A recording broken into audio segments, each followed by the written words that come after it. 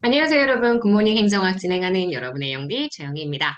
자, 드디어 마지막 주차, 저희 이제 맨 마지막 10주차의 내용들을 오늘 하나씩 정리를 할 거예요. 46일차 수업, 네, 영상이고요.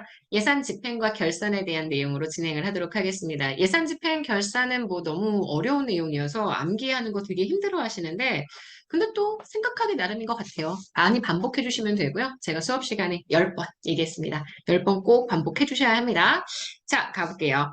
재정 통제와 재정의 신축성 유지라는 이 두 가지의 측면을 살펴보시는 게 너무 중요하고요. 재정 통제하기 위한 방법. 기재부 장관이 행정부처의 장에게 예산을 배분한다. 배정이죠. 집행과정의 배정이고요. 자, 행정부처의 장이 실무부처에게 예산을 다시 배분한다. 재배정되는 것 알고 계실 거예요. 자, 그 다음 신축성 유지하는 과목 항목 한번 볼까요? 장관항 사이의 융통이라고 이야기한다면 이용이 되겠죠. 입법 과목의 융통이기 때문에 국회의 의결이 반드시 필요하고요. 자, 행정 과목 세안과 목 사이의 융통이라고 얘기를 하면 전용이라고 표현을 합니다. 정부 조직 등에 관한 법령의 제정 개정 또는 폐지로 중앙 관서의 직무와 권한 변동 시에 중앙 관서장의 요구로 기재부 장관이 관련 예산의 이동을 허용해준다. 이체에 대한 내용이겠죠. 오래 사용하기로 했던 돈이었는데 그 돈을 사용할 수 없는 사유가 발생을 했습니다. 이것 때문에 다음 연도로 넘겨서 사용해주게 되면 2월이라고 이야기하고요. 2월에는 두 가지 명시적인 2월과 사고 2월이라는 두 가지의 형태가 있다는 걸 기억해 주세요. 명시 2월은 제2월이 가능하지만 사고 2월은 국회 의결을 받지 않는 대신에 제2월이 불가능하다는 점도 기억을 해주시고요. 자, 완성의 수년을 요하는 사업에 대해서 경비의 총액, 연도별 지출액 미리 정해서 국회의 의결을 얻은 범위 내에서만 지출할 수 있도록 만들어주는 돈을 우리가 계속비라고 이야기를 해주게 되죠. 자, 예산 외의 지출, 초과 지출을 충당하기 위한 일종의 비상금 예비비입니다. 법률, 세출 예산, 계속비 범위 외에 정부가 채무를 부담하는 행위, 국고 채무 부담 행위가 되겠죠. 이것도 국고 채무 부담 행위를 할 수 있게 해주는 것도 결국 신축성을 유지하기 위한 방안이라고 생각을 해주시면 될 것 같습니다. 자, 국가가 특별한 용역 및 시설을 제공하고 그 제공을 받은 자로부터 비용을 징수해 당이 경비로 사용한다. 수입을 징수한 비용, 수입을 경비로 대체한다. 그래서 우리가 수입 대체 경비라고 이야기를 합니다. 그래서 일단 재정 통제에 뭐 여러 가지 방안들이 교재에 있습니다. 하지만 배정과 재배정이 가장 핵심, 그리고 나머지 신축성 유지에 대한 부분들은 정말 달달달 암기를 해주셔야 합니다. 자, 예비타당성 조사도 같이 해볼까요? 예비타당성 조사를 하는 것도요, 일종의, 네, 정부가 아무 사업이나 착수하지 않도록 만들기 위해 해주기 위한 그러한 내용이라고 생각을 해주시면 될 것 같고요. 대형 신규 사업에서 발생할 수 있는 예산의 낭비를 방지하고 재정 운영의 효율성을 도입하기 위해 1999년도에 도입이 되었고요. 기재부 장관이 예비 타당성 조사를 실시합니다. 크게 두 가지의 타당성을 보는데 하나는 경제적인 영역의 타당성, 또 하나는 정책적인 영역의 타당성을 보고요. 경제적 영역의 타당성은 정말 수요, 편익, 비용 이런 걸 추정하고 재무성 평가하는 것들을 통해서 나타나게 되고요. 상위 계획과의 연관성이나 지역 경제의 파급 효과, 사업 추진 의지 이런 것들은 다 정책적 타당성이라고 봐주시면 될 것 같습니다. 총 사업비가 일단 500억 이상이면서 국가의 재정 지원이 300억 이상인 신규 사업이 대상이 된다는 것도 같이 기억을 해주시면 될 것 같아요. 자, 이제 우리는 결산 들어가도록 하겠습니다. 결산 아시겠지만 결산하는 거죠, 말 그대로. 결산이라는 건 한 회계연도의 수익과 지출을 확정적인 개수로 표시하는 그런 행위고요. 통제, 제대로 정말 썼는지, 그리고 그에 대한 평가, 환류의 기능을 가지고 있습니다. 각 중앙관서가 결산 보고서를 제출을 하면 결산 보고서의 제출을 다시 감사원으로 기재부 장관이 보내죠. 결산 검사를 하고 난 다음에 기재부 장관에게 다시 송부해 주게 됩니다. 그러면 국가 결산 보고서를 제출해 주게 되죠. 이 모든 절차가 다 회계연도, 죄송해요. 우리 정기회의가 개회되기 전에 이루어져야 하는 절차라는 것도 꼭 기억해 주시고요. 날짜도 하나하나 상세하게 암기를 해 주셔야 합니다. 요새 결산 좀 많이 나와요. 그래서 결산에 대한 내용들은 하나하나 정리를 좀 해주시면 좋을 것 같습니다. 자, 그래서 결산에 대한 내용들도 확인을 해주시면 될 것 같고요. 그 다음 정부 회계에 대한 이야기. 현금의 수지와 같이 단일 항목의 증감을 중심으로 기록하는 방식, 현금주의 회계와 밀접하게 관련이 있는 회계정보 기록 방식은 단식부기입니다. 하나의 거래의 대차평균 원리에 따라 차변 대변을 동시에 기록하는 방식, 발생주의 회계와 밀접한 관련성을 가지고 있고 양쪽 차변과 대변을 상호 비교해서 검증할 수 있어서요. 부정이나 오류를 발견하기 쉬운 건 복식부기의 방식입니다. 자, 정부 수입을 현금 수치의 시점으로, 정부 지출은 현금 지불의 시점으로 계산을 해서 단식주의와 밀접하게 연결되는 회계, 바로 현금주의고요. 그리고 현금의 수불과 관련 없이 경제적 자원의 변동이 주는 시간 중심으로 기록합니다. 그래서 우리 복식부기와 밀접한 관련을 가지고 움직이는 회계 장부 기록 방식은 발생주의 회계입니다. 현재 우리나라는 복식부기, 발생주의 요걸 재무회계에 도입하고 있다는 것도 다들 알고 계실 거예요. 자, 그러면 우리 기출 선지 좀 읽어보도록 하겠습니다. 일단 예산의 집행 파트가 너무 많죠. 하나씩 차근차근 읽어보자면 제약지정부 장관은 각 중앙관서장에게 예산을 배정한 때 배정을 하고 난 다음에 반드시 감사원 통지를 해야 되고요. 예산의 재배정이 행정부처의장이 실무부처에 지출할 수 있는 권한 부여하는 것을 의미하죠. 예산의 전용은 행정 과목 사이의 융통, 이용은 입법 과목 사이의 융통입니다. 그래서 이용은 국회에서 승인된 예산 중에 장관 간에 만약에 항목을 바꿔주는 것에 대해서 사용하게 된다면 이용이 되는 거고요. 전용은 세항과 목입니다. 그래서 이용과 전용 각각 어느 항목을 현재 움직이는 것인지를 꼭 기억을 해주시고요. 각 중앙관서의 장은 예산이 정한 기간 내에서요. 예산을 정한 기간 예산이 정한 각 기관 간 또는 각 장관항 간에 상호 이행할 수 있고 다만 예산 집행상 필요에 따라 미리 예산으로서 국회의 의결을 얻을 때에 기획재정부 장관의 승인을 얻어서 이어하거나 기획재정부 장관이 위임하는 범위 내에서 자체적으로 이용할 수 있습니다. 항상 이런 단서가 법령에 나와 있는 것들은 문제로 잘 언급이 될 수 있으니까 꼭 눈여겨서 봐주셔야 합니다. 각 중앙관서의 장은 예산 목적 범위 안에서 재원의 효율적 활용을 위해 대통령령이 정하는 바에 따라 기재부 장관의 승인을 얻어서 전용할 수 있습니다. 전용은 앞에서도 얘기했던 것처럼 세항과 목항목인데요. 이게 국회의 승인이 필요하지 않다고 해서 형식이 아예 없는 건 아니고요. 대통령령이 정하는 바에 따라 기재부 장관의 승인을 얻어야 된다는 점도 기억을 해주시면 됩니다. 자, 이체란 정부 조직 등에서 법령의 제정 개정 폐지 실제 중앙관서의 직무와 권한의 변동이 가장 핵심인 것 같아요.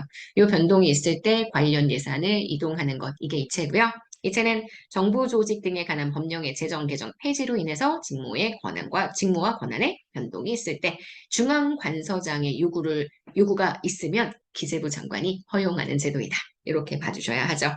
자, 2월은 오래 살려고 하려고 했던 돈을 다음 연도로 넘겨서 사용하는 것을 이야기하고요. 세출 예산 중 경비의 성질상 연도 내에 지출하지 못할 것이 예측이 될 때 미리 세입세출 예산의 그 내용을 명시해서 국회에 승인을 받는다. 이게 바로 2월 중에서도요. 명시 2월에 해당하는 내용입니다. 명시 2월이고요. 사고 2월은 지출 원인 행위를 이미 했습니다. 연도 내에 지출하지 못한 경비, 지출 원인 행위를 하지 않은 부대 경비, 국회의 승인을 받지 않고 다음 연도로 넘기는 것 이야기하고요. 그래서 사고 2월은 한 번밖에 가능하지 않습니다. 여러 번 할 수 없죠. 제2월은 불가능합니다. 자, 사고 2월은 집행 과정에서 재해 등의 이유로 불가피하게 2월된 경비. 계속비 들어가야 하겠죠. 계속비는 완성의 수년을 요하는 사업에 대해서 그 경비의 총액, 연도별 지출액을 미리 정해서요. 국회의 의결을 얻은 다음에 수년에 걸쳐서 지출하는 경비고요. 계속비의 지출 기한은 5년입니다. 국회의 의결을 얻어서 연장도 가능하고요. 계속비를 실제 다 허락을 받았다라고 하더라도 매년 들어가는 연부액은 매년 예산에 편성을 해서 국회의 의결을 다시금 받아야 하고요. 예비비 일종의 비상금이라고 했습니다. 그래서 이 비상금을 절대 쓸 수 없는 데가 있는데 바로 공무원의 인건비 인상. 그래서 요거는 한번 기출된 적이 있었던 선지고요. 수입대체 경비 얘기하는 거죠. 국가가 특정한 용역 또는 시설을 제공하고 그 제공을 받은 자로부터 비용을 징수하는 경우 당의 경비로서 기획재정부 장관이 정하는 경비고 예산 총계주의 원칙의 예외로 규정되어 있다. 오케이. 자, 이렇게 되면 우리는 일단 집행에 대한 얘기들은 했고요. 자, 예비태당성 조사 잠깐 얘기할까요? 대규모의 신규 사업, 대해서 예산 편성 기금 운용 계획 수립하기 위해서 기재부 장관이 조사하는 일종의 사전적인 타당성 검증 제도입니다. 그래서 예비 타당성 조사를 통과하지 못한 경우에는 사업이 시행되지 않을 수도 있죠. 조사 대상 사업의 경제성, 정책적 필요성 등을 검토해서 타당성 여부를 판단하고요. 그래서 경제적 분석에 해당하는 민감도 분석, 정책적 타당성 같이 현재 진행을 해주게 됩니다. 경제적 타당성 분석을 위해서는 수요, 편익, 비용 추정하고 재무성 평가하고요. 민감도 분석하고요. 대형 신규 사업에서 발생할 수 있는 재정 낭비를 방지하기 위해서 도입된 제도입니다. 총 사업비가 500억이면서 국가의 재정 지원이 300억 이상인 신규 사업 중에서 절차를 거쳐서 시행하게 됩니다. 자, 결산 들어갈게요. 결산은 한 회계연도의 수입과 지출을 확정적 개수로 표시하는 거죠. 감사원의 검사를 거친 국가 결산 보고서를 국회에 제출해야 되고요. 통제하는 기능과 환류하는 기능 두 가지를 모두 다 수행할 수 있습니다. 결산의 심사 결과 위법 또는 부당한 사항이 있을 때 국회는 본회의 의결한 다음 정부 또는 해당 기관에게 변상 및 징계 조치 등의 시정을 요구하고 정부 또는 해당 기관은 시정 요구를 받은 사항을 지체 없이 처리해서 국회의 결과를 보고해야만 합니다. 자, 10-3번 정부 회계 들어갈게요.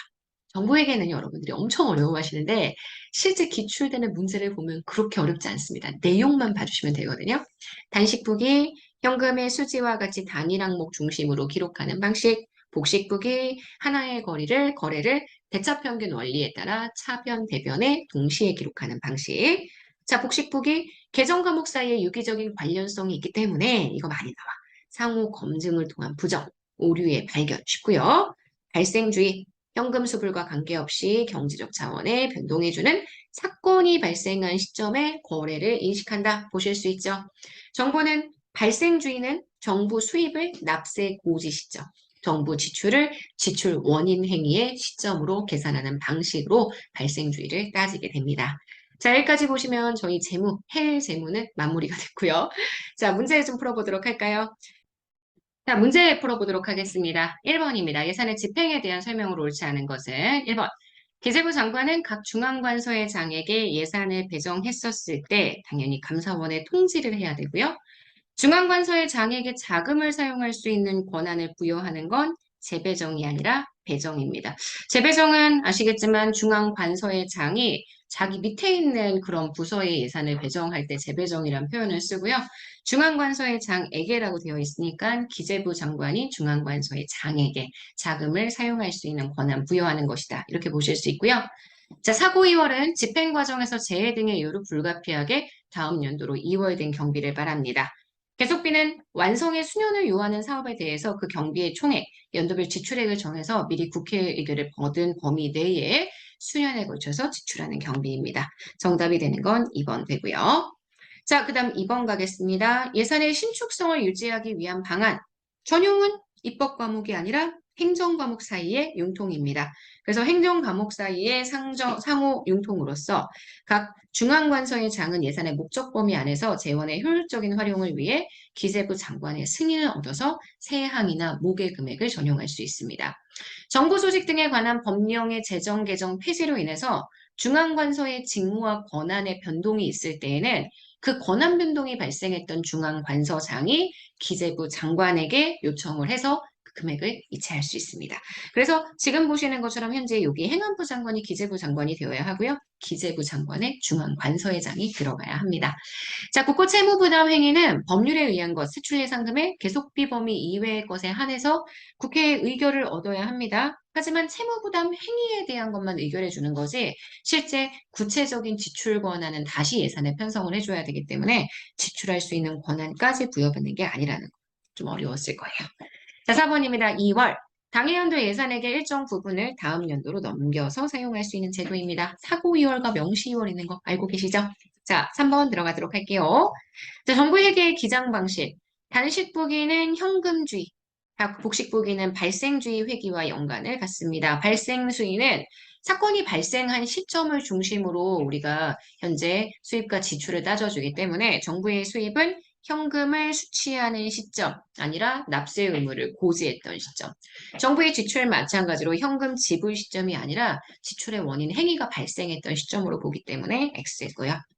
복식부기는 하나의 거래를 대차평균 원리에 따라 차변과 대변에 이중 기록하게 됩니다. 계정 과목 사이에 유기적인 관련성이 있기 때문에 사모 검증을 통한 부정, 오류 발견하기 쉽다라는 거. 이건 단식부기가 아니라 복식부기에 대한 내용이 됩니다. 정답이 되는 건 3번입니다.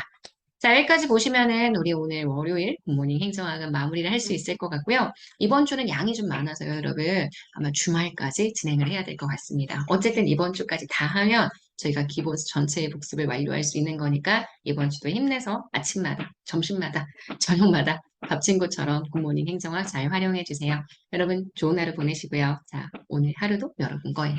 안녕.